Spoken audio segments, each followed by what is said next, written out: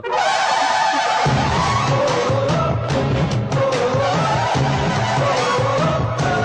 இன்னைக்கு நம்ம நாட்டுல நம்மளை சுத்தி பல குடும்பங்கள்ல பல தீர்க்க முடியாத பிரச்சனைகள் இருக்கு. அது சாதாரண பிரச்சனையா தான் இருக்கும்.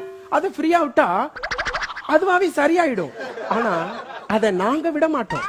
அப்படிப்பட்ட குடும்பத்தை இங்க வர சொல்லி அவங்க மனசை மாத்தி மண்டைய உடைச்சு நடு தெருவுக்கு கூட்டி வந்து 4 லட்சம் பேருக்கு அதை போட்டு காட்டி அவங்க மானத்தை வாங்கிடும். என்னம்மா என்னம்மா ஏன் பதற? என்ன ப்ராப்ளம்? என்ன சார், நாங்க 2 பேரும் லவ்வர்ஸ் சார். எங்க காதலுக்கு பயங்கர எதிர்ப்பு. நீங்க 2 பேரும் மேஜர் தானே? உங்களுக்கு நான் கல்யாணம் பண்ணி வைக்கிறேன். முதல் புருஷன் உயிரோடு இருக்கும்போது எப்படி 2 பேரும் கல்யாணம் பண்ணி வைப்பீங்க? முதல் புருஷனா? என்ன நீ இவனை கல்யாணம் பண்ண கூட்டி வந்திருக்க? முதல் புருஷன் இன்னொருத்த வந்து நிக்கிறா. வெக்கப்பட்டு கண்ண மூடனேனா கண்டமன் இருக்காரு, என்ன கண்டம் பண்ணிட்டாரு. ஆத்திரங்கள் வருது. இப்படி 2வது கல்யாணம் பண்றதுக்கு துணிஞ்சு இறங்கிருக்கியே, திடீர்னு பிள்ளை பிறந்தா யாரோட பேரை இன்சிலா வைப்ப? என் பேரை இஞ்சிலாவ அப்பா. நீ யாரா? இவ வயித்துல வளர்ற குழந்தைக்கு அப்பா. யதார்த்தமா கேட்க நான் பதார்த்தமா விட்டு கொடுத்துட்டேன். அடி சண்டால சிரிக்கி, இப்படி எடக்கு முடக்கா கல்யாணம் பண்ணிருக்கியே, குழந்தை பிறந்து யார அப்பான்னு கேட்டா 3 பேர்ல யார கைய காட்டுவ? அப்படி ஒரு பிரச்சனை வரக்கூடாதுதான் முதல் குழந்தை என்கிட்ட விட்டுட்டு ஓடி வந்துட்டாங்க.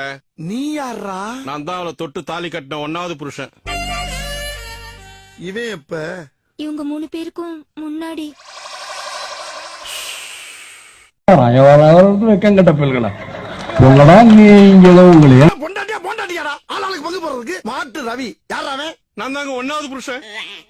இந்த பாரு, உன் யோகத்துக்கு முதல் புருஷன் வந்திருக்கான். இந்த 3 வேளை செருப்பு அடிச்சு பத்தி விட்டு மரியாதையா அந்த ஈனப்பிள்ளை கூட்டி போய் குடும்பம் நடத்து. கிட்டையாவும் வச்சுக்கோ, கண்ட்ரோல் பண்றேன்னு நினைக்காத. நைட் ஆனா வீட்டுக்கு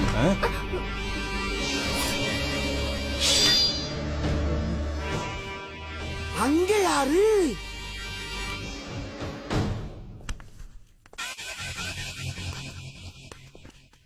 டேய், என்னடா இன்னொருத்த கூட அனுப்பி வைக்கிற? இவன் லிஸ்ட்ல இல்லையடா. அவன் தாங்க முறைப்படி தாலி கட்டின முதல் புருஷன். காரணமா? எவ்வளவு பெரிய கேவலம் தெரியுமா?